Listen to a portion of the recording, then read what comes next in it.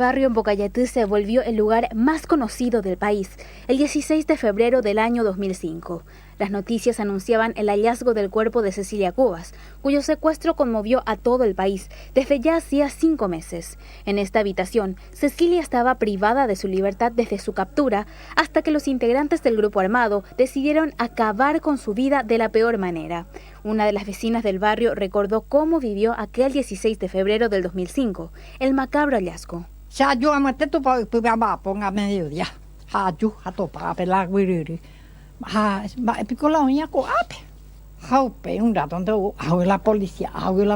jamás ese me que tú la noticia. Oye, esto pasa sin vida Cecilia. Sí, es un güey.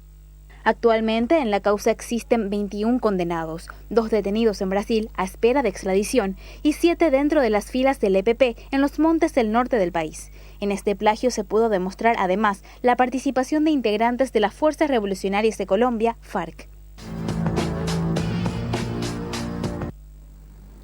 Muy buenas noches. Buenas noches, Patricia. ¿Cómo estás? Buenas noches, Germán. Buenas noches a todos. Gracias por acompañarnos. Los dos contentos, ¿eh? Estamos contentos. Un ¿Satisfecho? empate. Satisfechos, sí. Nosotros seguimos punteros los dos. Sí. Nosotros tenemos un partido menos. Siempre complicados los clásicos. Siempre como todo clásico. Como todo clásico. Polémico como siempre. Bueno, ayer se cumplió 14 años del hallazgo de los restos de Cecilia Cubas. Apareció, o al final fue lo más trágico posible, lo más triste posible, en una casa en Ñemby. La habían matado y habían enterrado sus restos.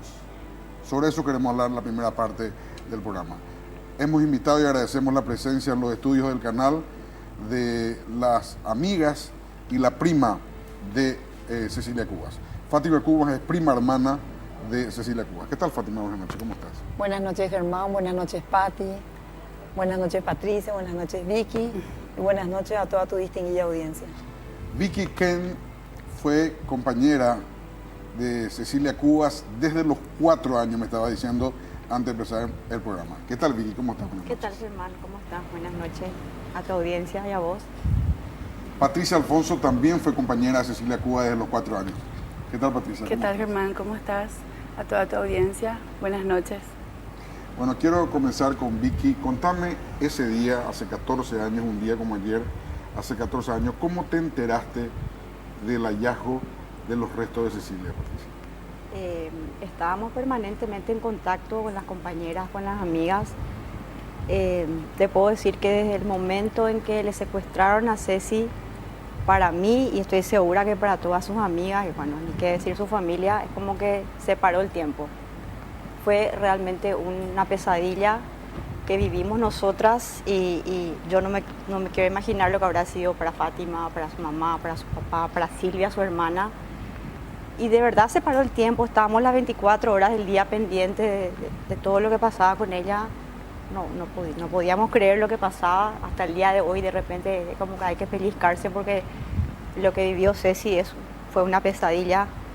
Nadie de nosotros puede tener la más mínima idea de la tortura y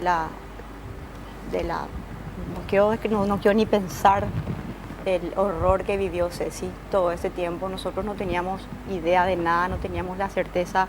Era un desconcierto total, era un sentimiento de impotencia y de no creer lo que estaba pasando. Y yo lo que te puedo decir es que para nosotros se paró el tiempo. Y el día que nos enteramos de eso, como dije yo a unas amigas ayer, es como que se nos terminó de partir el corazón en 1000 pedazos. Es indescriptible lo que pasó. ¿Recordás lo que estaba haciendo ese día en ese momento? En ese momento estaba manejando y me acuerdo que me llamó una amiga y me contó. Y fue un horror. Yo no me quiero acordar de eso, porque realmente fue un horror. No podíamos creer, era una tristeza tremenda.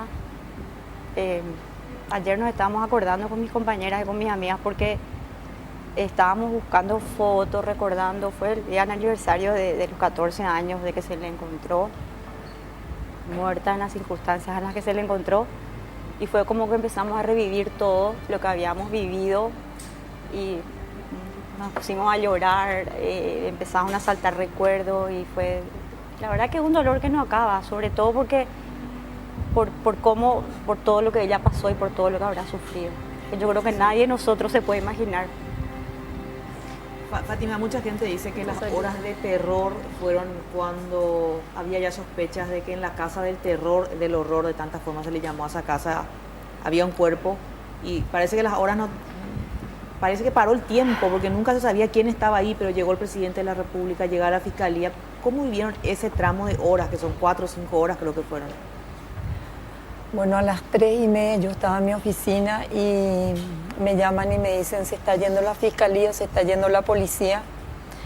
Parece que encontraron el cuerpo de Cecilia. Y yo decía, no puede ser, si Cecilia está viva, le tenemos que encontrar viva, porque le buscamos día y noche, con toda nuestra familia, con todas sus amigas. El país le buscó.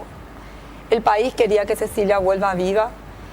Y me acuerdo que salimos corriendo con mi mamá, nos fuimos, llegamos a la casa, nos dijo el policía: no pueden entrar. Le dimos, yo honestamente soy sincera, le di una patada a la puerta, entramos, le dijimos: somos parientes, ella entramos a la pieza, y recuerdo que estaba mi tía agarrada así de los barrotes de la reja que separaba la última pieza de donde estaba el pozo, colgada, expectante, Silvia, mi tío Raúl, todos estábamos allí, y fueron largas horas que no pasaban nunca, y realmente hasta que nos dijeron: es una chica, dijimos: bueno, otra vez, ¿será que no fue Magna Mesa? ¿Será que no fue alguien de ellos? Que no nos resignábamos a pensar que era Cecilia. Yo creo que el ser humano no se resigna nunca a pensar que una persona tan buena, tan sencilla, que un ser humano pueda ser encontrado de esa manera por estos criminales. Hasta que veíamos que los bomberos salían, se ponían mentolatum, porque salían semi-asfixiados del pozo, del aire que no podían respirar, y bueno, era un desastre, era realmente una película de terror. Y la gente nos llamaba y nos preguntaba, y nos aferrábamos a la idea que no era Cecilia. Decían: tiene el pelo rojo. Bueno, respiramos, Cecilia era rubia, había sido que el pelo rojo ya era por la tierra colorada. Sí. Hasta que después nos dijeron: tiene prótesis mamaria, y como que se nos empezó a caer un poquitito el mundo y empezamos a aterrizar. Después nos dijeron: tiene un tatuaje en la espalda, pero tenemos que sacarle en pedazos porque el cuerpo está en estado de descomposición y hay que tratar de sacarlo lo más entero posible. Y ahí se nos derrumbó el mundo. Ahí se nos derrumbó el mundo. Qué terrible realmente. La madre ahí presente escuchando todo eso, no hubo ningún filtro de una persona que intentaba filtrar esa información. Imposible, nadie. La gente llegaba, la gente nos bombardeaba por el celular. Nosotros estábamos totalmente en un limbo que es muy duro recordar y muy difícil de olvidar. ¿Qué sentiste cuando le viste a Arnón pidiendo 50 millones de dólares? ¿Qué te puedo decir? Realmente sentí indignación y sentí mucho temor de que la corte crea su payasada, su teatro, su falsedad. Porque lo primero que pensé es: si por un secuestro piden 500 millones de dólares, ¿cuántos secuestros más van a hacer con 50 millones de dólares estos criminales, prófugos de la justicia, padres de patria libre que después, por robarse entre ellos mismos, se desmembraron y crearon lo que hoy es el EPP? Patricia, ¿vos cómo recordás ese día? Bueno, recordar a Ceci siempre duele. Ese día yo tenía un negocio en aquel entonces, estaba dando un curso y estaba pendiente de la tele porque se había mencionado ya de siesta de que se había encontrado un cuerpo y que estaban cavando el pozo. Y estaba ya con miedo de que sea Ceci. Una compañera le llama a una de las chicas que trabajaba conmigo y le dice: guarda la llave del auto de Patti. Se confirmó que es Ceci y nos vamos a buscarle, que ella no maneje. Bueno, entonces hacen eso, llegan 2 compañeras nuestras y nos vamos a lo de Diana. Diana era una de las mejores amigas de Cecilia también. Y estábamos todas ahí. Cuando llegamos nosotras ya había una gran parte de las compañeras esperando que terminen de sacar el cuerpo. Ya se había confirmado que era Ceci. y estábamos todas destrozadas, indignadas. Y me acuerdo que en un momento, no sé por qué, ya no me acuerdo cómo sucedieron las cosas, el tiempo, el cronómetro. Me acuerdo que fuimos hasta lo de Cecilia, hasta la casa. Fui con Margaret, con otra compañera, para ver si necesitaban que llevemos algo. Y en ese momento llegamos a la casa y la señora que trabajaba en la casa de Ceci también estaba descompensada.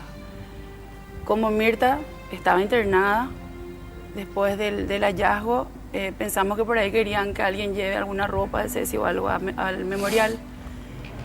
Fue ahí cuando recibimos la llamada, no me acuerdo si de Raúl o de Diana, que nos dijeron que volvamos a memorial porque el cuerpo de Ceci ya se estaba yendo y quería que alguien la reciba, o sea, no queríamos que llegue y esté sola. Entonces fuimos volando otra vez al memorial y ahí ya estaban mis compañeras, un grupo grande ya de 20, 25. En eso me asomo a la calle y veo de lejos que veo una sirena. Y entonces les digo, chicas, ahí viene Ceci. Y vimos entrar la ambulancia, entonces nos bajamos al subsuelo donde ahí preparan los muertos y quisimos verla.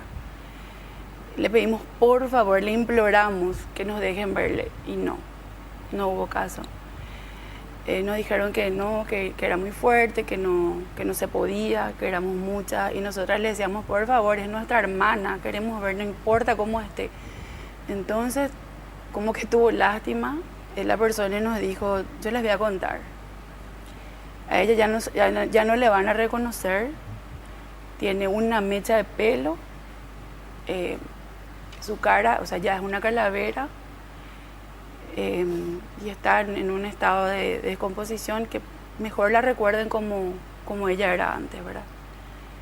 Bueno, y ahí nos quedamos sentadas llorando en la escalera, ya resignadas a no verla y a recordarla así, hermosa y sonriente como siempre fue Ceci. ¿Viste la declaración de Arrón por videoconferencia en Costa Rica? No pude seguir completamente, pero sí vi partes. ¿Viste cuando pedía simbólicamente 50 millones de dólares? Sí. ¿Qué sentiste? Impotencia, rabia, indignación. ¿Qué te puedo decir? Pidiendo, o sea, en realidad aquí la víctima fue Cecilia, fue María Edith, fueron todos los secuestrados. Ellos son unos farsantes, unos aprovechados, unos criminales. Solamente personas con esos calificativos pueden actuar de esta manera. ¿Cómo era Vicky con la compañera Pati? ¿Cómo era ella en el día a día? Digo, ¿le conociste durante cuántos años? Ceci era una chica extremadamente especial y de verdad, yo no digo esto porque ella no esté. Cualquier persona que le haya conocido puede estar de acuerdo conmigo, estoy segura. Ella se caracterizaba por ser sumamente espontánea, sumamente auténtica y era una chica transparente, era una persona que no tenía maldad, de verdad te digo. No tenía maldad, ella no sabía lo que era, de repente era mete pata de tan espontánea y tan auténtica que era sumamente simpática, sencilla, porque mira que ella estuvo su papá llegó a ser presidente, pero ella nunca perdió la sencillez, ella nunca perdió el piso, como decimos nosotros, siempre se mantuvo con los pies en la tierra, y era de muy personaje, era muy simpática, extremadamente inteligente también. Y yo me acuerdo de ella, en el colegio, cualquiera se acuerda de ella con sus mocasines, ella pisaba la parte de atrás, digamos, el talón de los mocasines, y tenía siempre los mocasines aplastados. Nunca usaba los mocasines. Hay una foto, no sé si. Claro. Entonces ella estaba así. O sea, se ponía como zapatilla. Sí, se ponía como y andaba zapatilla. descalza. Esa era su marca, así que creo que nadie se olvida de eso, era muy simpática. De repente súper distraída, inteligentísima, pero distraída. Ceci era una chica excepcional, sumamente buena. Y están de acuerdo conmigo, adoraba a los niños, solidaria, Era madrina Mamá, de la Teletón, quitación. hasta el día que falleció fue madrina de Teletón. ¿Sí? Ella era madrina de Teletón. ¿Y vos cómo le recuerdas, Fátima? Dios mío. Yo tenía 7 años cuando Ceci nació y era mi muñeca, porque realmente nos criamos juntas, jugábamos juntas, tenemos tantas hazañas juntas y fue la última persona con quien habló. Antes que la agarré, ella me dijo, era el 21, yo me acuerdo que estaba con Mariana, mi hija, en el pediatra y me dijo, estoy doblando en Cuartier Las Marías, llego a casa, me ducho, estoy muerta, vengo de la oficina, me voy al gimnasio y pasamos a buscar con Roger, nos vamos a festejar el día de la primavera. Un minuto después le comenzaron a balear. O sea, con tuyo la última persona que habló. Sí, la última persona. Un minuto antes de que ella cruce la primera esquina donde ya le estaban esperando para hacerle la emboscada y para poder balear su vehículo y sacarle a ella. ¿Y cuántos minutos después de eso te enteraste de del secuestro? Yo estaba en plena consulta médica cuando salgo lo del doctor, me llaman y me dicen, le secuestraron a Cecilia. Déjate de joder, le digo, porque ¿qué pasa? El Paraguay vivió un periodo donde la palabra secuestro no existía. O sea, la palabra secuestro entra en el vocabulario con María Edith. Entonces dijimos, bueno, que esperemos que esto no continúe. Esta pobre señora volvió viva, gracias a Dios para su familia, pero nadie pensó de que esto iba a continuar y se iba a tornar en una industria donde no solo secuestraron a gente, como ellos decían, de un cierto nivel, sino que secuestraron policías, militares, gente de todos los niveles. Entonces, cuando a mí me llaman y me dicen de que a Cecilia le secuestraron, le digo, no, como si yo acabo de cortar con ella.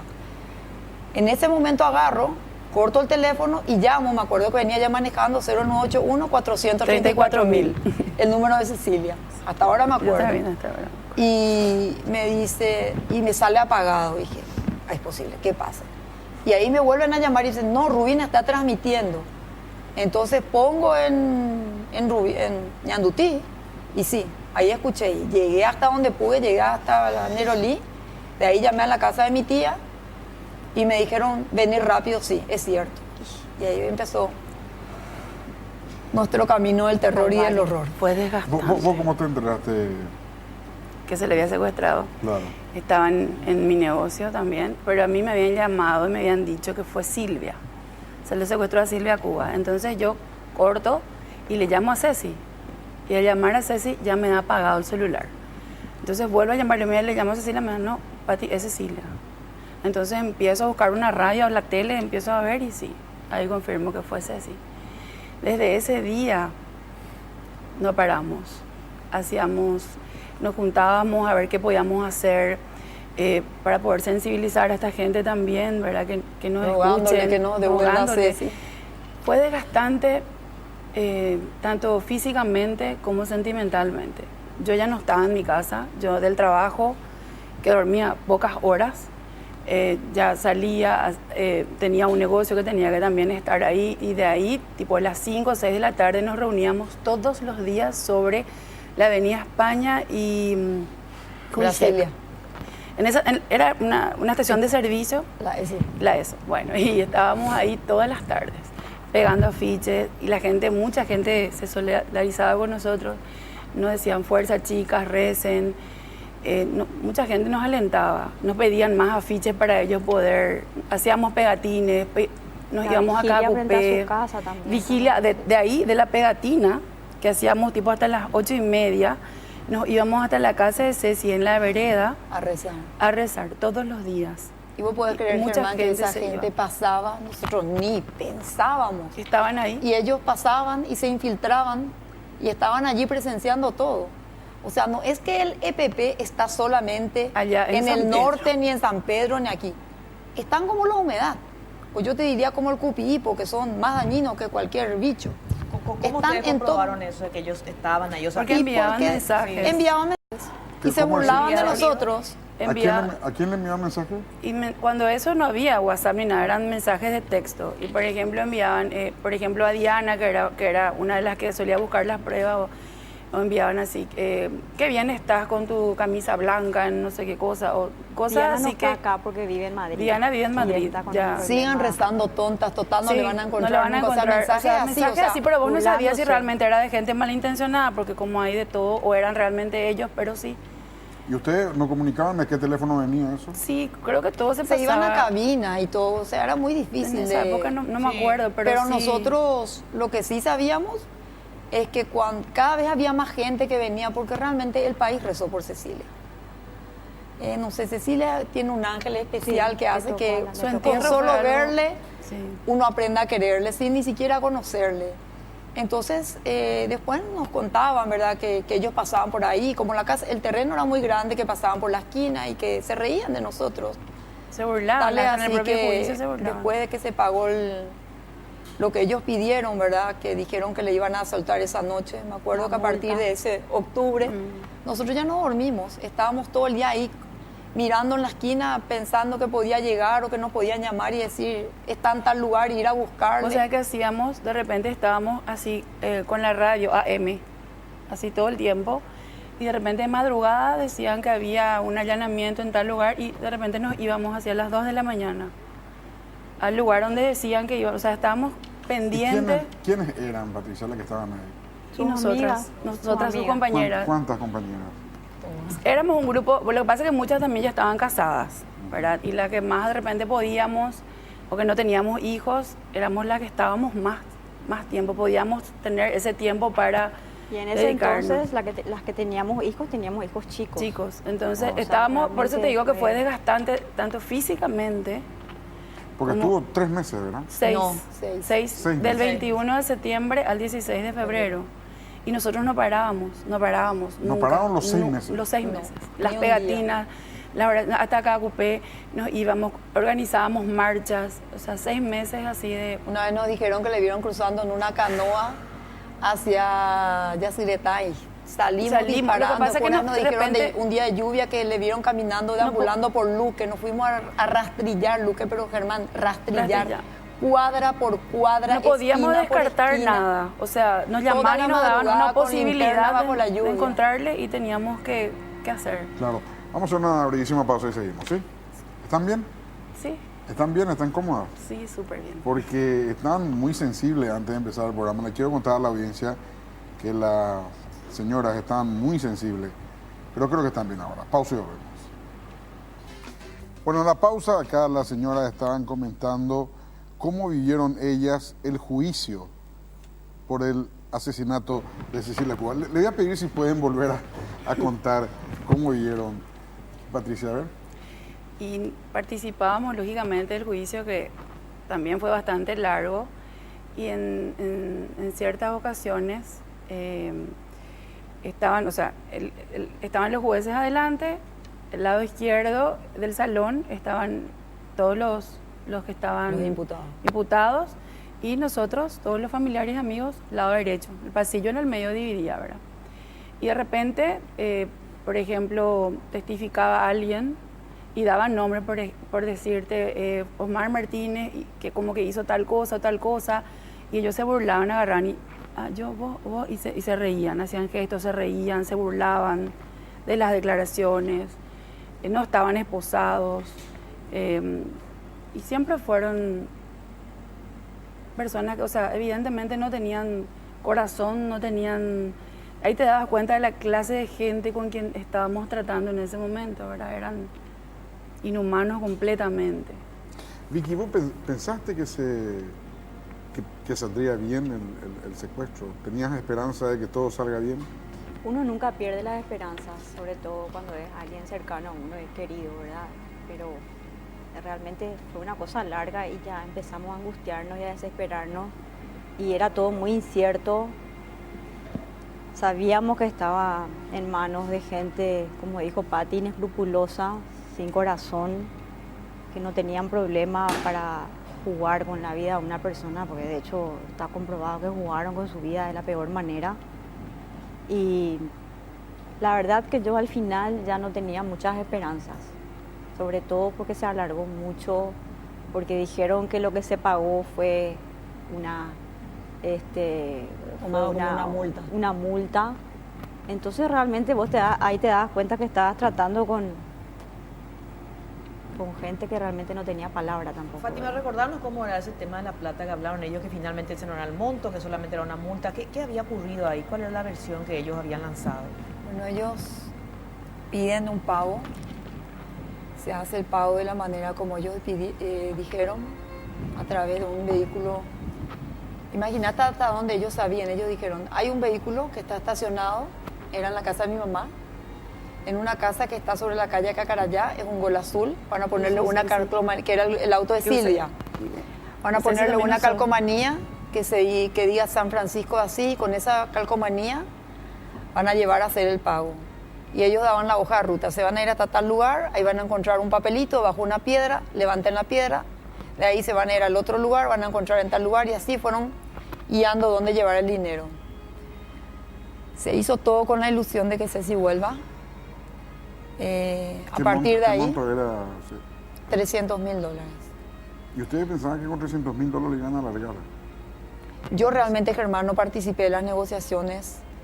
Lo que te puedo decir es lo que se hizo, ¿verdad? Claro. Ellos dijeron que ese era el monto y que se pague eso, y que porque decían la fruta se está pudriendo. O sea, Cecilia era la fruta, y entonces evidentemente que su estado de salud ya no daba más. Porque aparte Cecilia era una persona que, aparte que solamente le gustaba comer lechuga, cuando ella se ponía nerviosa siempre me decía, a mí se me cierra el estómago. Yo le decía, feliz, porque a mí se me abre el estómago, le decía. Pero a ella se le cerraba el estómago, y yo me imagino que para ella fue el infierno en la tierra durante todo ese tiempo. Y esos $300.000 que estamos Después hablando de 16 ellos, años, era mucha plata. ellos también. dicen, aparte en ese momento, ¿verdad? Mi tío tenía las cuentas bloqueadas por lo que había pasado anteriormente. O sea, era mucho dinero. Y para cualquier persona que trabaja es mucho dinero. Y para una vida no vale. Una vida vale todo, y realmente ponerle precio a una vida solamente te demuestra lo desgraciados e inhumanos que son. Lo que sí que se paga, y ellos teóricamente tenían que haberle liberado. Después mandan un mensaje donde dicen, esto es una multa porque participaron a la prensa y a la fiscalía o a la policía, las negociaciones empiezan de nuevo. O sea, realmente fue una tortura, no solo para la víctima, sino para toda su familia, para todos sus amigos. Y yo creo que el secuestro es algo que no solamente te secuestra a la víctima, sino que te secuestra la vida. Porque para nosotros hay un antes del secuestro de Ceci y un después del secuestro de Ceci. ¿Quién era el negociador o la negociadora que leía esos mensajes que finalmente... Bueno, ellos se valían de diferentes personas. Una de las personas justamente de la cual se valieron para ir a retirar una de las cartas fue de Diana, que era la mejor amiga. Después se valían de otras personas. Y los que estaban en la negociación eran mi tío, su papá, ¿verdad? Con gente que vino de afuera. Y bueno, ¿qué te puedo decir? Lastimosamente, yo creo que ellos tenían ya pensado matarla a Cecilia porque... ¿Por qué creen ustedes que le mataron a Cecilia, aparte de la plata? Yo creo que entre ellos también creo que hubo una diferencia, algo pasó, no sé. Yo creo que le mataron como para decir, nosotros tenemos el poder, a partir de ahora hacen lo que decimos, o directamente sus próximas víctimas van a correr la misma suerte, porque... O sea, matarle de la manera como le mataron, que es asfixiarle con una cinta, enterrarle viva, derramarle cal por el cuerpo para tratar de que eso no tenga olor, de que eso no se descomponga. Y Dios es tan grande que imagínate, el tatuaje que ella tenía estaba intacto y por el tatuaje se le pudo reconocer. Aparte de que tenía Cecilia un diente que fue la doctora Lía, que era su dentista, la que le reconoció. Pero te digo nomás que no existe crimen perfecto. Y esta gente tiene que pagar. Y este cinismo que tienen de ir a demandar otra vez al Estado paraguayo es algo que yo pienso y digo, ojalá Dios quiera que estos jueces de la Corte tengan piedad de este país. Porque acá no es solamente contra nosotros. A nosotros nos da indignación, nos da impotencia, ganas de llorar, de hacer cualquier cosa. Pero es el país el que va a ser secuestrado si es que estos jueces fallan a favor de estos desgraciados. ¿Ustedes creen que ellos para todo el pueblo paraguayo? Un precedente de terror va a ser. ¿Ustedes creen que ellos tienen un apoyo político? Desde luego que Desde luego tienen. que sí. Comenzando por Fernando Lugo, que tuvo el desparpajo de decir que él nunca se enteró quién era Cecilia Cubas. Bueno, ¿qué podés esperar? De un diablo vestido primero de sacerdote para violentar a niñas jóvenes, ni siquiera reconocer sus hijos, aprovecharse de la religión católica para envenenar cerebros y matar almas. ¿Qué podés esperar? Después llegó a ser presidente. O sea que ellos están en todos lados. Y de este tipo de gente podés esperar cualquier cosa. Porque ellos lo único que no tienen es código, y para ellos el ser humano es una mercadería y la tratan como tal. ¿Y qué opinas de la hermana de Juana Arrón, que cuando le preguntaron por el secuestro de María Di dijo que casi la misma respuesta de Lugo dio? Y que tan no estaba desgraciada enterada. como él. La misma porquería Yo no son creo, todos. ellos se juntan. ¿Entendés? O sea, ellos hablan de sus derechos humanos, y los derechos humanos de todas las víctimas, y los derechos humanos de toda esa gente inocente que mataron por la espalda, esa pareja que le hicieron arrodillar y le mataron uno frente a otro. Los alemanes. Los alemanes. Los mato. Arlan, un chico joven. Evelio. Porque esa gente que tuvo la suerte de poder volver viva, La suerte entre comillas, ¿verdad? entre comillas, igual daño, entra a un lugar y bueno, así, ahí viene fulano, decir, mira, ahí viene el pobre tipo que le secuestraron, no la pobre secuestró. O sea, todo el mundo sabe que el secuestro es el infierno en la tierra, y todo el mundo sabe por lo que pasa a los familiares esa de los gente. secuestrados. ¿Y ustedes creen que efectivamente ese dinero que ellos están pidiendo hoy, que son, creo que...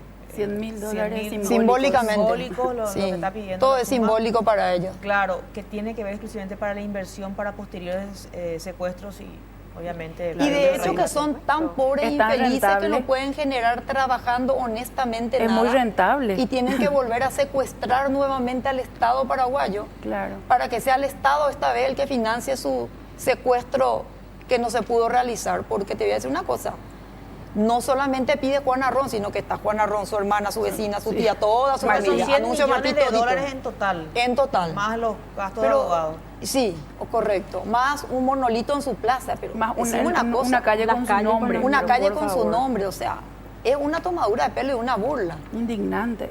Aparte, si es que estos jueces fallan a favor de estos prófugos de la justicia que ni siquiera se animan a venir a enfrentar porque saben de que no tienen ningún argumento legal ni ninguna prueba para poder defenderse, están fallando en contra de todo un país.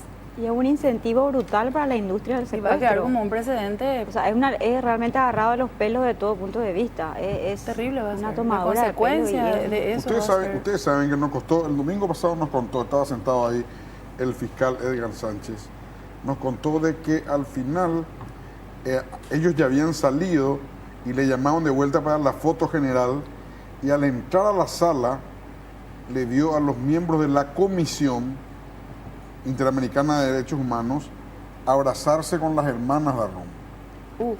Bueno, eso yo creo que salta a la vista cómo son las cosas ahí, ¿verdad? El favoritismo que está realmente bien enfocado hacia ese lado. Y es el Nosotros mismo esperamos grupo. que los jueces tengan la cordura suficiente, porque esto es una cuestión de sentido común también ya. No hace falta ser muy... ¿Cómo le vieron a los jueces ustedes? Yo realmente estaba de viaje y no pude seguir completo el proceso, pero según lo que me contaron personas cercanas, es que sobre todo el chileno Sí, me acuerdo habló el nombre. con mucha cordura, con mucha sensatez. Creo que tenemos eso, Fito. Si podemos buscar, por favor. Creo que tenemos. La verdad que yo no me despegué de la Marla silla. Torres, lo que yo los le 50 escuché. millones de dólares tenemos ahí. A ver si buscamos, Fito. Vamos a escuchar mientras lo que dice. Fátima, vos estuviste Yo las 9 horas seguramente. Yo no me despegué de la silla. 9 horas duró eso. No sé cuántas horas duró, y si 9 horas, duraba 40 5 días minutos. iba a estar 5 días mirando también. Y realmente los jueces, hay algunos que te dan una cierta duda, Sí. y hay otros que parece que realmente no solamente están para aplicar la ley, sino para hacer cumplir. Y a esos jueces que dan cierta duda, yo les digo, señores, ustedes tienen hijos, tienen una mamá, deben tener un papá, deben tener una familia. tienen la potestad de hacer cumplir la ley acá en el Paraguay y de obrar dignamente, porque la almohada les va a decir si hicieron bien o si hicieron mal. Y Dios arriba, en algún momento, sea de la religión que sean, les va a juzgar a ustedes. Y ahí no hay tutía. O hiciste bien las cosas o hiciste mal las cosas. Entonces les pido que tengan en cuenta todo lo que se está presentando y que juzguen conforme a la ley, no a sus inclinaciones ni presiones. Los derechos humanos de todas las víctimas de secuestro, y con más razón de las que fueron asesinadas, fueron totalmente vulnerados. Nadie tuvo piedad de ellos. Entonces, obren con justicia, porque si no, el país entero del Paraguay y Dios arriba les va a reclamar. Pero ustedes, ¿qué creen? Digo, con lo que se enteraron, con lo que vieron, ¿cuál es su guessing? ¿Qué ven? ¿Cómo ven el resultado? Y mira, Germán, así como creímos de que podíamos tener la esperanza, aunque todo se veía negro, de que Cecilia pueda volver con vida, tenemos la esperanza que después de que haya declarado el doctor Latorre, que les pintó totalmente lo opuesto a lo que esta gente había llevado, después de lo que pudieron haber escuchado, de todo este país que está pidiendo, por favor, que obren con justicia y que esta gente sea, primero que se le quite el asilo político y vengan a enfrentar lo que tienen pendiente con la justicia. Y segundo, que ni un solo dólar para el secuestro. No. Entonces, tenemos la esperanza que ahora que vieron la otra cara de la moneda, puedan dictaminar a favor del Estado paraguayo y esto no se pueda llegar a concretar. Me estaban contando Patricia y Vicky de que ayer en el chat de las compañeras recordaban bastante a Cecilia. ¿Me pueden contar eso? Sí, empezamos yo empecé a pedir fotos. En realidad teníamos muchas fotos, pero como antes, en la época del secuestro de Ceci, no había WhatsApp. Entonces habíamos facilitado a algunos medios de prensa las fotos y en realidad se perdieron muchas fotos, no pudimos recuperar. Entonces como que estábamos ya celosas de las fotos. Empecé a pedir que me envíen por correo, por WhatsApp, para poder facilitar la producción. Y entonces, ahí están las fotos. Y después, Patricia. Entonces todas empezaron a ponerse mal, a ponerse tristes. Y en realidad, nuestros encuentros ya nunca fueron iguales. Hicimos el desfile con un cartel enorme de la foto de Ceci, ¿verdad? Así grande, como haciendo sentir su presencia, ¿verdad?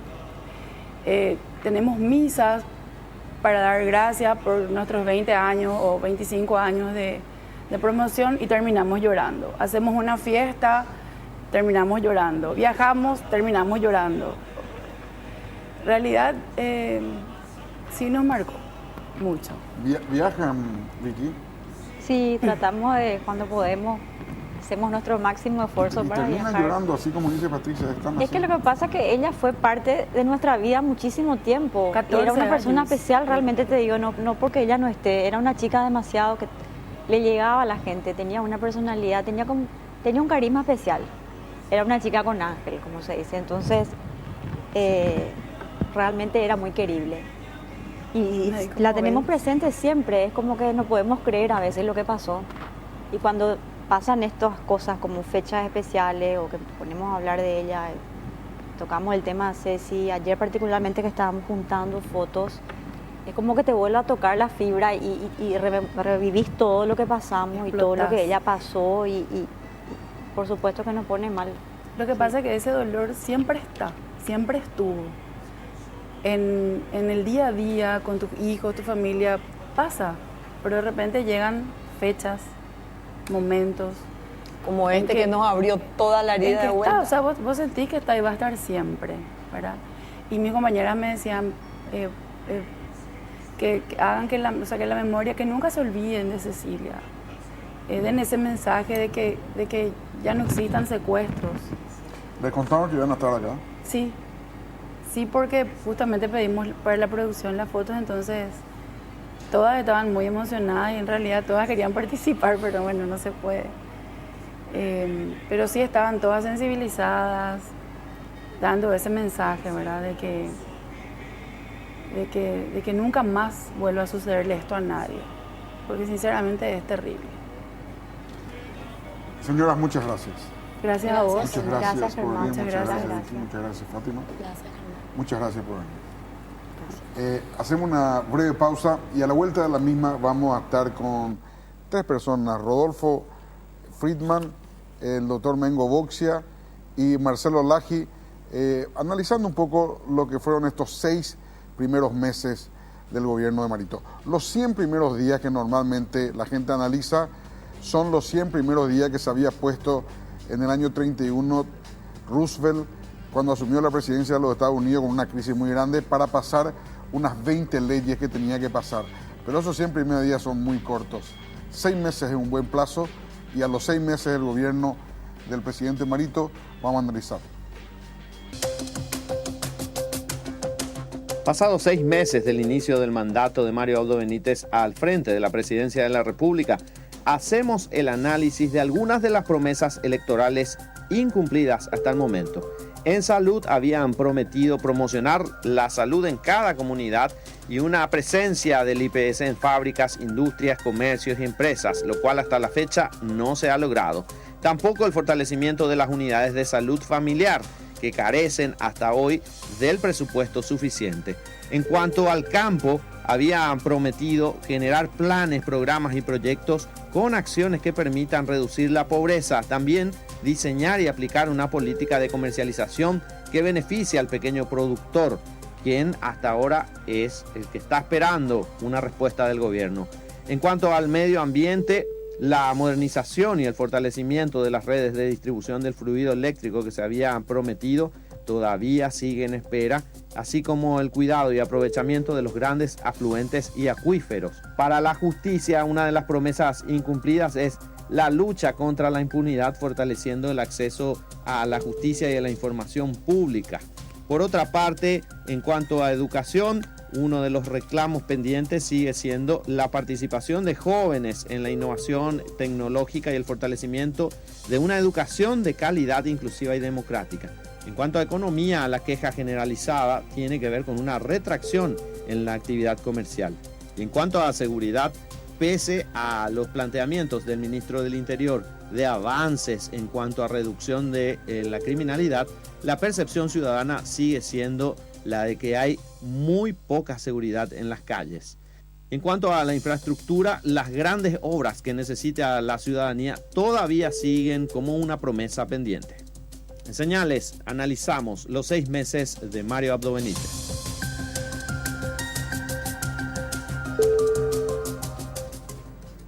Senador Rodolfo Friedman, buenas noches. ¿Cómo estás, Rodolfo? Muy buenas noches, Germán, Patricia, Marcelo, doctor Alfredo. Marcelo Laghi, analista político. ¿Cómo estás, Marcelo? Todo bien. Saludos a ti y a todos los compañeros del panel. Mengo Boxia, hola, Germán. Hombre de la casa. ¿Cómo estás, Mengo? ¿Qué tal, Germán? ¿Qué tal, Pati? ¿Qué tal, a los invitados, buenas noches. Bueno, ahí viste, bueno, acá muy duro el informe. Obviamente Rodolfo es el oficialista y Marcelo vendría a ser el crítico. Y Mengo es siempre moderado, sobrio, así como nos tiene acostumbrados. Bueno, Rodolfo, vos viste el recuento de la situación. Voy a empezar con lo que es claro y está a la vista.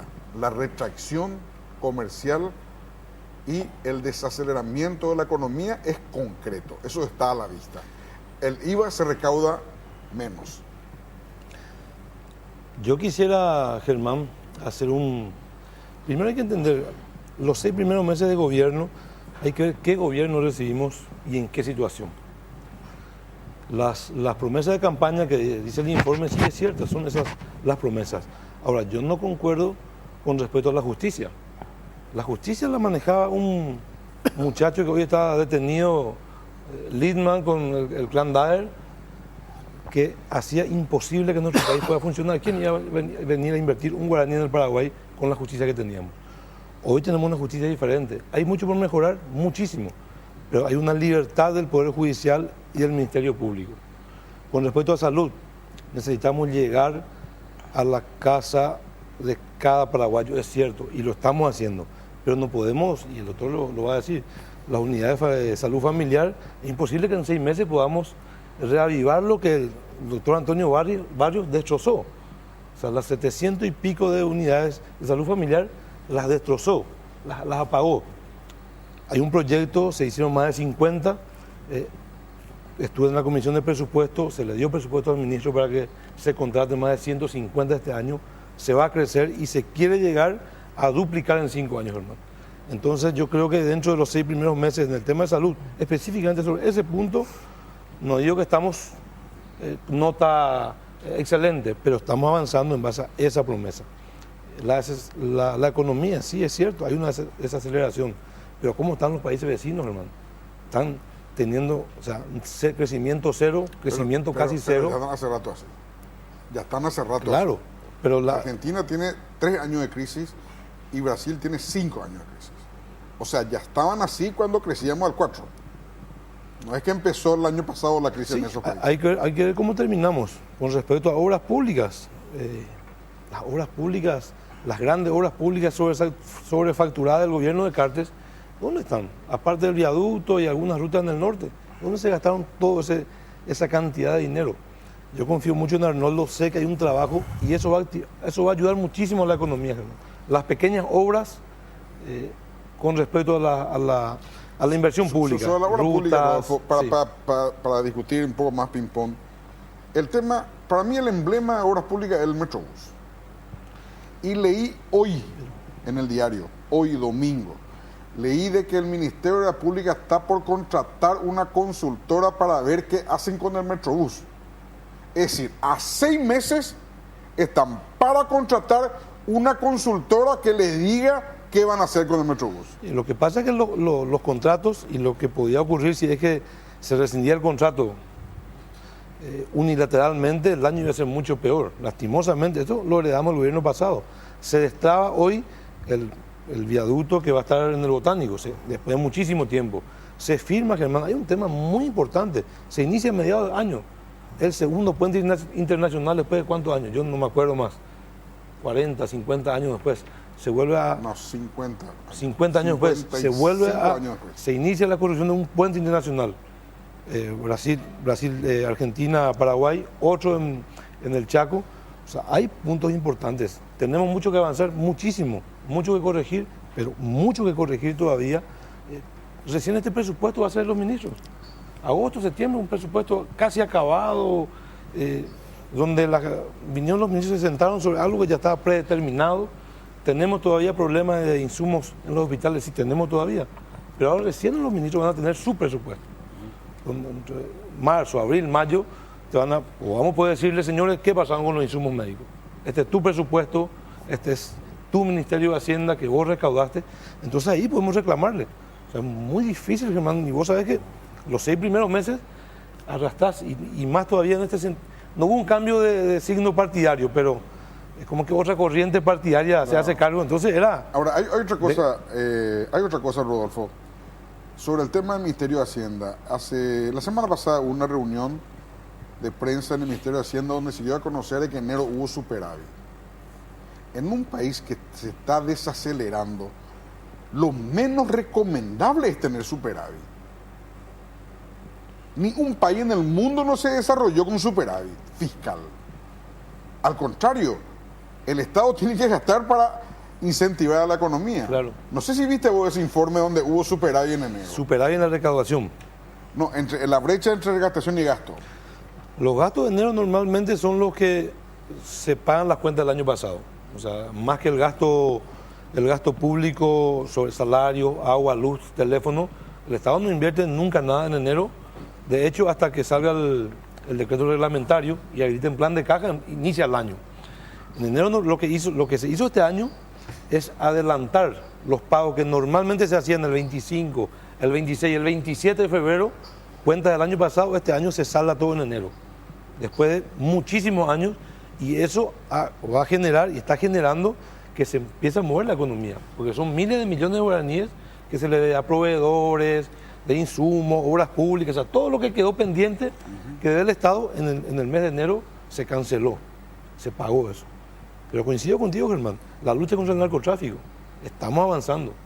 Nos falta muchísimo, pero estamos dando signos importantes. Bueno, vamos a dar la palabra a Marcelo. Marcelo, ¿cómo viste los 6 meses? Y aparte que estoy de acuerdo cuando dice que en 6 meses no es mucho para ver las cosas. Vamos a ver, esto fue un año, un poquito más de tiempo. Pero el tema de fondo para mí es algo que viene de largo tiempo, no es una cuestión de ese gobierno.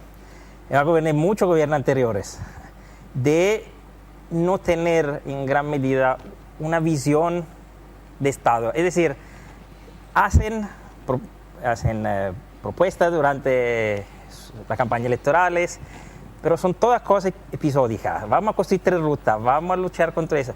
No hay una visión país, no hay una idea de desarrollo global, no hay una línea de decir, nosotros vamos en los próximos 5 años a invertir o a construir eso, Estado.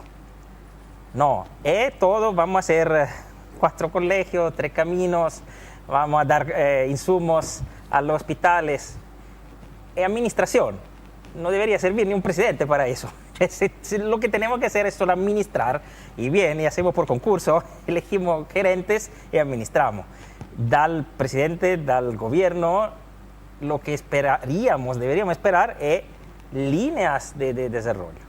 Por ejemplo, por fin se ha dado cuenta el ministro de Hacienda que con la presión fiscal que tenemos no sobrevive el Estado, es demasiado baja. Y por cuanto ellos en campaña electoral dijeron no van a hacer nuevo impuesto, lo que están discutiendo es de transformar el IRP en un instrumento recaudador. No son nuevos, pero igual se va a recaudar de más porque se lo va a modificar. Y están obligados a hacerlo. ¿Por qué? Porque estamos en el siglo XXI y parece que Paraguay no lo entiende. No puede existir más. Y hay muchos países, ya eso lo entendieron hace décadas, pero Paraguay parece que necesita, no Paraguay como país, Paraguay como clase política, no puede llegar a entender todavía que un país funciona si la política interviene directamente en eso. O sea, cuando te hacen creer que, por ejemplo, en Estados Unidos el gobierno no interviene en la economía, es falso. Estados Unidos interviene muchísimo, por eso el país es muy desarrollado. En Europa, para el nivel después de la Segunda Guerra Mundial, pudieron salir de una destrucción masiva. ¿Por qué? Porque los gobiernos intervinieron. Los gobiernos definieron las políticas. Lo nuestro no define política, lo nuestro administra lo existente. Son 2 cosas diferentes. Ahora, Marcelo, vos es cierto que 6 meses es poco, pero en 6 meses ya ves qué pinta va a tener. Pero es eso que está diciendo. Veo que no tiene ninguna pinta, porque no hay ninguna visión global. Mira, Cartes, con todo su límite, un mínimo de visión tenía con su nuevo rumbo. Pues le salió bastante mal cierta cosa. También fue afectado de la crisis. Él esperaba una inversión masiva de capitales que pero era imposible por la crisis, primero de Brasil y después de Argentina. Pero era una visión. Marito no tiene esta visión porque está manejando el Estado, está administrando el Estado, está manteniendo más o menos las líneas de desarrollo anteriores, pero no tiene una idea de qué queremos hacer de estos 5 años, aparte de bien administrar. Y bien administrar no es más suficiente, y no sé si lo van a hacer, pero decimos, aunque administraran bien lo que tenemos no es suficiente para ir más por adelante. Y mientras otros países de desarrollo, nosotros nos quedamos allí. Y no por nada tuvimos un incremento, en el último 5 años nuestra pobreza se quedó fija al 30%. A veces un año baja al 31%, pues sube al 34%, pues baja al 32%. Esto le da la idea del estancamiento. Un país estancado, sin una dirección clara para cambiar las cosas. Porque para mí esa es la gran falla de la clase política paraguaya. No tener una idea de dónde querer ir, solo tener una voluntad más o menos de administrar bien. Pues el bien es relativo, hoy tenemos que ver si uno es honesto, es corrupto, no es tan honesto, es competente o incompetente. Pero solo con la administración ya no es posible. Los países se desarrollan demasiado rápidamente. Pueden caerse también demasiado rápidamente, como Argentina. Pero después, visto que allí hay ideas de lo que hacer, aunque a veces negativas, cuando se recuperan mucho más rápidamente y nosotros nos quedaremos siempre allí, fijo en nuestra existencia tranquilizadora. Marcelo, hablabas de la baja presión tributaria y el discurso de Mario Abdo Benítez ya antes de asumir La Presidencia de la República hablaba, por ejemplo, que no estaba de acuerdo con eso de que los que más tienen que pagar. Por ejemplo, el caso de los ojeros, por ejemplo. Creo que él se mantiene en esa misma línea. La idea, el discurso del gobierno era no aumentar los impuestos. El discurso del ministro de Hacienda actual es modificar el IRP para que se transforme en un instrumento recaudador. Y otros impuestos, no solo IRP. Sí, pero el IRP por lo menos es lo que... al consumo también, o sea, el impuesto a las bebidas alcohólicas y azucaradas. Hay un paquete tributario que va a entrar en marzo. Pero lo que digo es que eso, no quieren aumentar, pero lo van a aumentar. No van a poner nuevo impuesto, pero van a modificar lo anterior. Pero está bien que lo hagan. Yo soy a favor, para mí se debería duplicar la presión fiscal. Un país sin 20% de presión fiscal, nosotros estamos al 10%, no puede esperar en el desarrollo.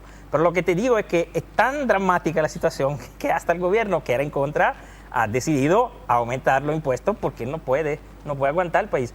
Nosotros bajamos, ¿sabes cuando te dicen?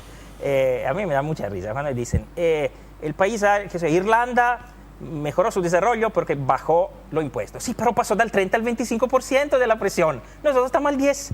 Nosotros estamos bajo el mínimo para que un Estado exista.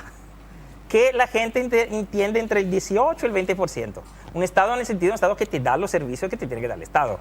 Un Estado que te garantiza la salud, de la educación y todo. Un gobierno que quiera aumentar los impuestos tiene que tener mucho apoyo político. Sí, yo creo que solo el Partido Dorado puede hacerlo. Por eso esperamos en este gobierno. ¿Tiene el presidente Marito el apoyo, la fortaleza política para...? El primer año y medio todos los presidentes siempre han tenido suficiente. Verdad que él con los problemas internos del Partido Colorado tiene menos que otros. Pero para mí que aquí es una situación tan dramática que no estamos al nivel de administración que tuvimos entre cuando vino Borda con el gobierno de Nicanor, que tuvo que salvar una situación absurda con la reforma fiscal y todos tuvieron que aceptar su reforma porque si no el país cerraba por falta de pago. No estamos en ese nivel. Ahora la administración de Hacienda funciona aceptablemente bien, está bien estructurada, pero la recaudación es demasiado baja y no te garantiza que la población crece en sus necesidades. Hasta primero teníamos la salvación que por salud, cuando uno estaba grave, se iba a Argentina. Ahora entre poco ni allí te podrá ir. Y eso va a producir efectos aún más graves aquí. Claro. Marcelo, Mengo, ¿cómo ves los 6 meses de Marito? Viste que ahora los chicos de secundaria y de universidad te confunden, porque no hablan más como en nuestra época de primer curso, segundo curso, hablan de semestres, ¿verdad? Y ni ellos saben muy bien a qué corresponde eso, a qué curso corresponde de antes.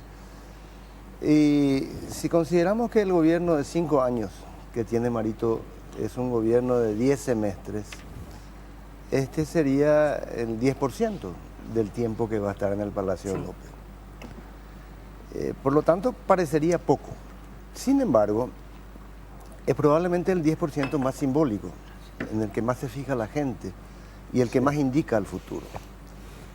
Marito tiene la ventaja de que asumió con una pobre expectativa de la población en general.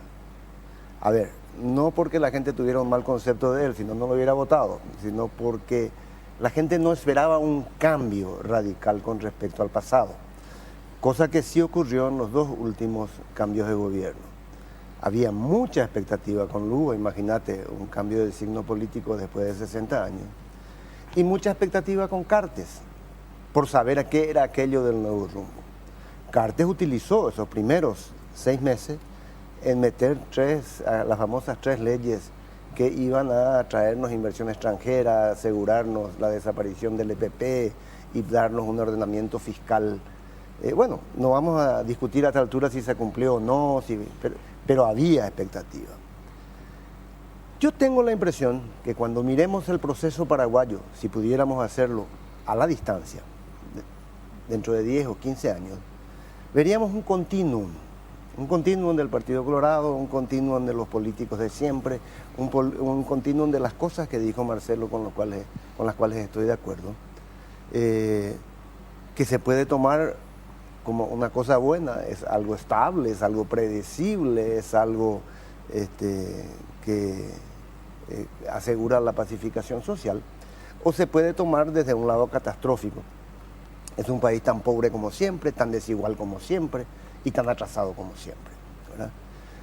Y Marito nos ofrece probablemente un país con pocas expectativas. Cambios, sí, es cierto, podemos encontrar en distintos aspectos, pero yo no veo que sea un gobierno que tenga claro a dónde quiere llegar dentro de 5 años y que está cometiendo errores, sobre todo en los nombramientos políticos en cargos importantes para el desarrollo del país, a amigos, correligionarios, para de alguna manera pacificar ese conglomerado, esa confederación de movimientos internos que constituyó Añetete, que creció en base al anticartismo, un anticartismo que se había extendido no solo dentro del Partido Colorado, sino en todo el país por los defectos del gobierno, pero que no es suficiente, le bastó para ganar.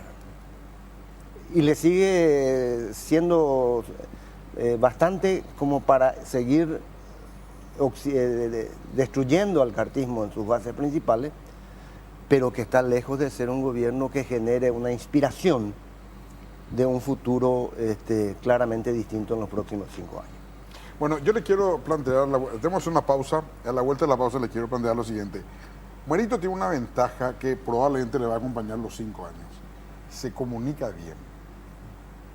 A diferencia de Horacio Cartes, que no se comunicaba nada. Y que cuando se comunicaba pésimo. Eso es un activo que él tiene que podría utilizarlo.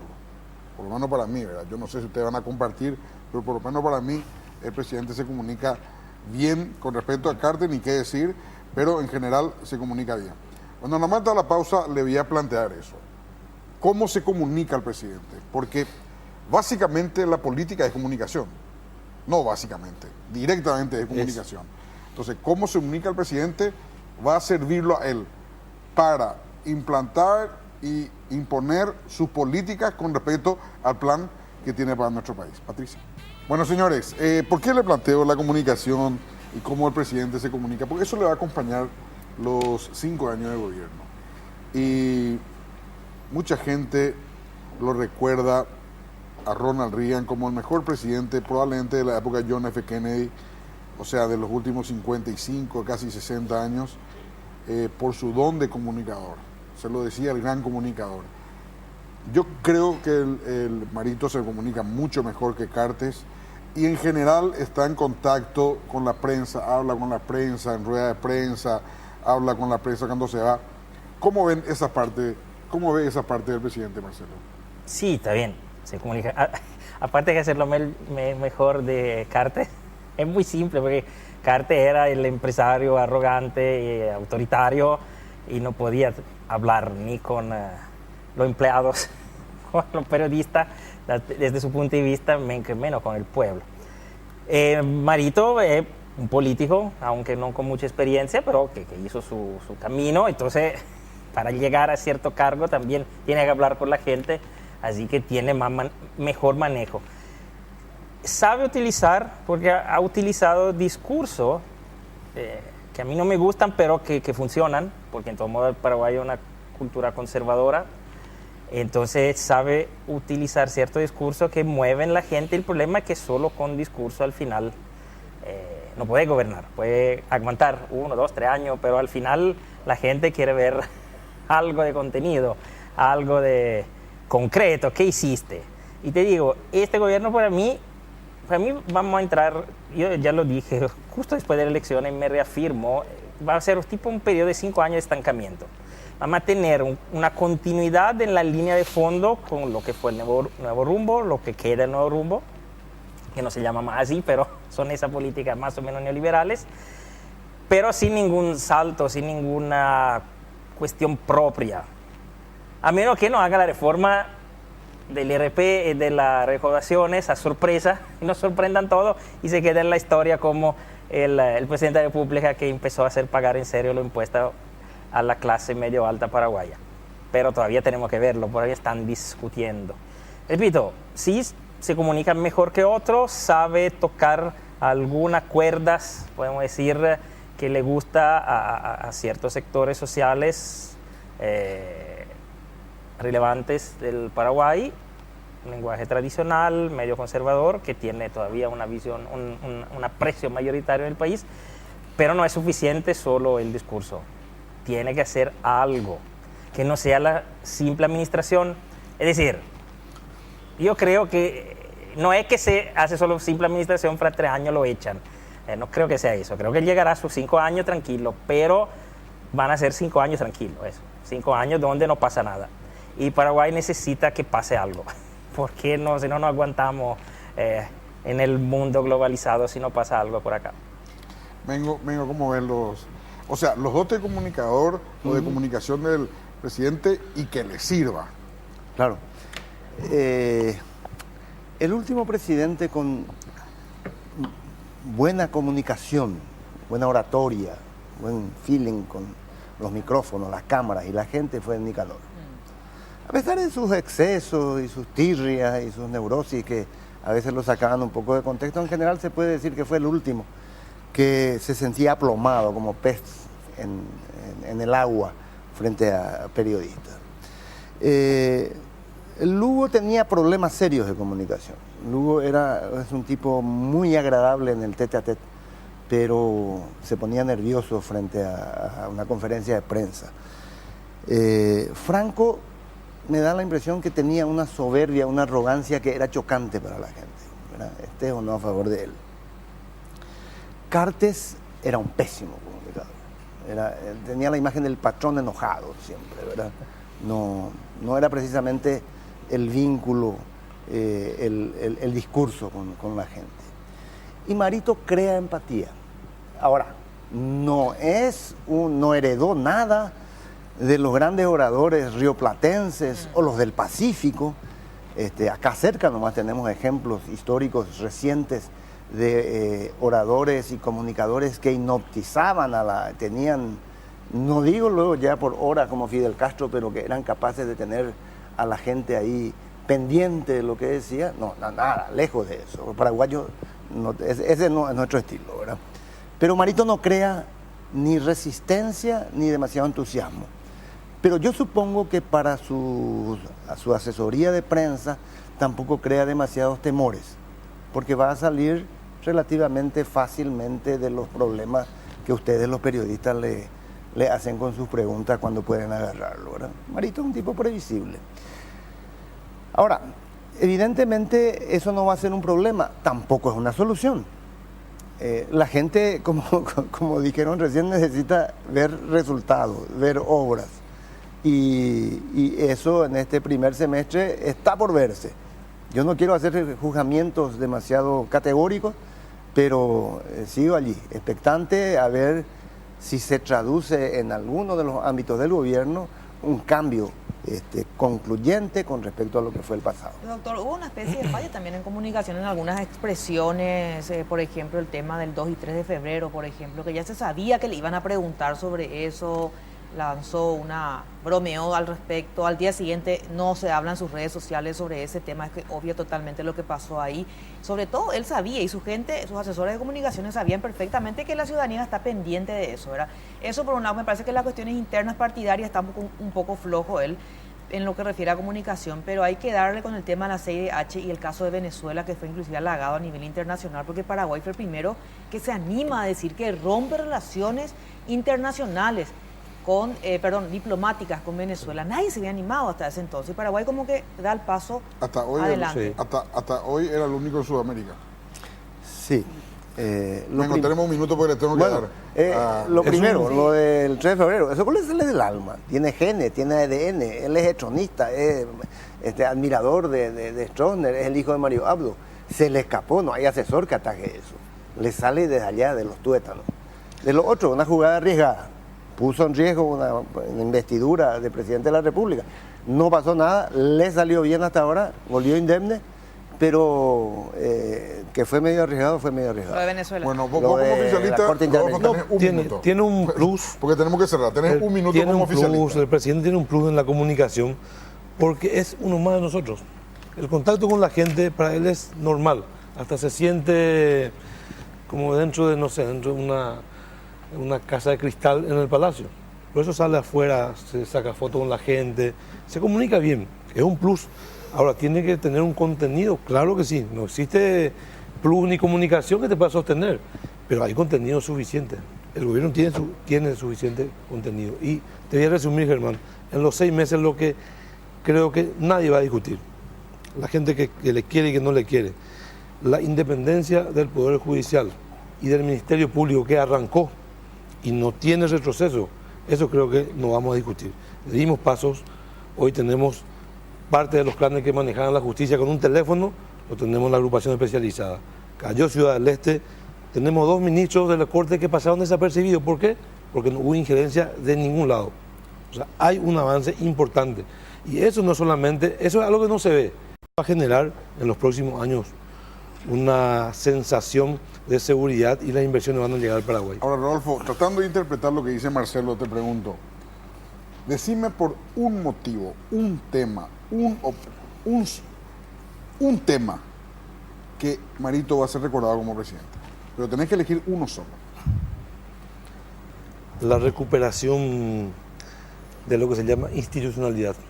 Bueno, que vivamos, vamos a sentir, que vivamos todos y entendamos que la Constitución Nacional, leyes y reglamento. Eso es muy importante, hermano. Vos vas a poner un guaraní hoy en Venezuela, te pregunto. Probablemente no van ni pasar cerca. ¿Cómo vamos a salir de la pobreza? El Estado no va a solucionar el problema de todos los paraguayos. La forma de salir de la pobreza es generando empleo. Y cuando este país funcione realmente, cuando tengamos una justicia que en un porcentaje importante sea independiente, hermano, eso tiene una multiplicación demasiado importante. Un temita antes que me olvide. Va a ser el presidente que construye 2 puentes internacionales después de 50 años. Por ese hecho va a ser recordado probablemente por otros 50 años más. ¿Qué va a construir Itaipú? Bajo su presidencia. Claro, bajo su bajo presidencia. la decisión política del presidente de Paraguay. Con el visto bueno del presidente Antes brasilero. que cierre el programa, Sí. un día muy doloroso para mí ¿Ah, sí? hoy. Nos dejó Cayo Escabone, un amigo muy querido, un gestor cultural, un hombre de múltiples facetas, a quien lo siento como la pérdida de un amigo, Hoy, y don Julio del Puerto. justamente, don Julio del Puerto te iba a decir, Mengo, yo recuerdo una anécdota con Julio del Puerto, habré tenido 10 años y era muy fanático de las transmisiones deportivas en fútbol y jugaba Paraguay-Brasil en el Maracaná. Y le digo a papá si me podía ir en una excursión, hacer algo. Y me dice, no te puedes ir solo. Y después por lo visto le encontró a Carlitos Gómez, no sé dónde, y le dice me pregunta si me puedo ir yo con él. Y le dice Carlitos Gómez, estaba con Julio del Puerto, sí, claro, general, se pueden ir sin problema. Carlitos Gómez era el relator de Julio del Puerto. Carlitos Gómez era el Uno de relator. los mejores relatores en su tiempo. Sí, y vos sabés que me fui con Carlitos Gómez y Julio del Puerto, Mengo. Qué privilegio. Fue una experiencia increíble. Estaba yo en la esquinita de la sala de transmisión en el Maracaná, Paraguay-Brasil, llenaba, y El que creo que perdimos estaba 1-0. sigue llenando. Perdimos 1-0, pero jugamos muy bien, estuvimos ahí cerquita. Récord de recaudación hasta ahora. Récord de recaudación, creo que entraron 205.000 personas o 190.000 personas. El Maracaná es un mar de gente, un océano de gente. Y yo estaba, la cabina era bien chiquitita, estaba él, estaba Carlos Gómez, Julio del Puerto, yo en la quinita y un técnico atrás, recuerdo. Y para mí era como, no sé, era como ver la final de la Champions, yo creo que uno de los que cualquier paraguayo suena, ¿verdad?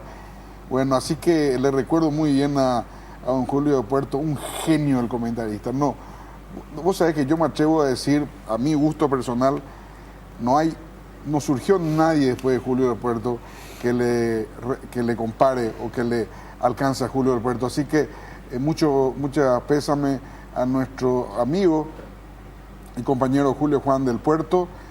Hoy se fue y nos dejó un grande, verdaderamente grande del periodismo deportivo, don Julio del Puerto.